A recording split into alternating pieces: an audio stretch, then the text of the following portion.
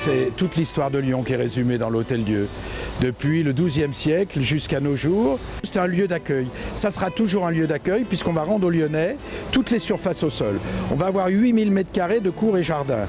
8000 m², c'est l'équivalent de la place des terreaux, pour donner une échelle. Tout ça va être ouvert complètement au public. On va retrouver 12 000 m² de commerce, de restaurants sur les rez-de-chaussée. Tout ça ouvert au public. On va trouver une cité de la gastronomie qui va être aussi un peu la mémoire du lieu. Tout ça est lié aussi au bien-être des gens.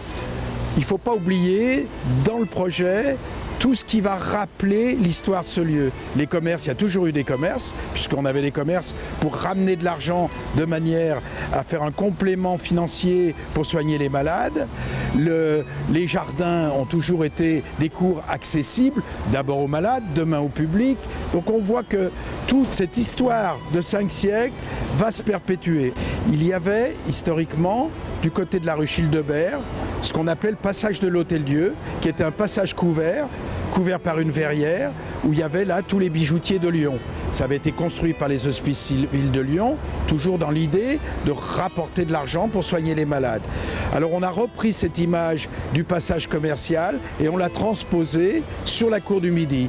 Alors on va fermer la cour, c'est en construction aujourd'hui, on voit ces grands échafaudages qui permettent de poser cette verrière. Sur l'ensemble de la cour du Midi, on va l'ouvrir sur la rue de la Barre, sur la rue Bellecordière, sur les cours intérieures, et on va faire là un espace commercial de qualité. Et on s'est dit que cette belle verrière monumentale pourra être la marque de ce nouvel espace à l'intérieur de l'Hôtel-Dieu.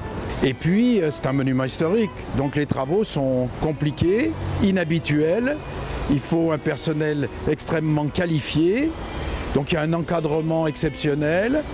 Il y a des moyens mis en œuvre exceptionnels, il y a un timing exceptionnel, donc tout sur ce chantier est un peu hors d'échelle, en tout cas différent de ce qu'on fait par ailleurs.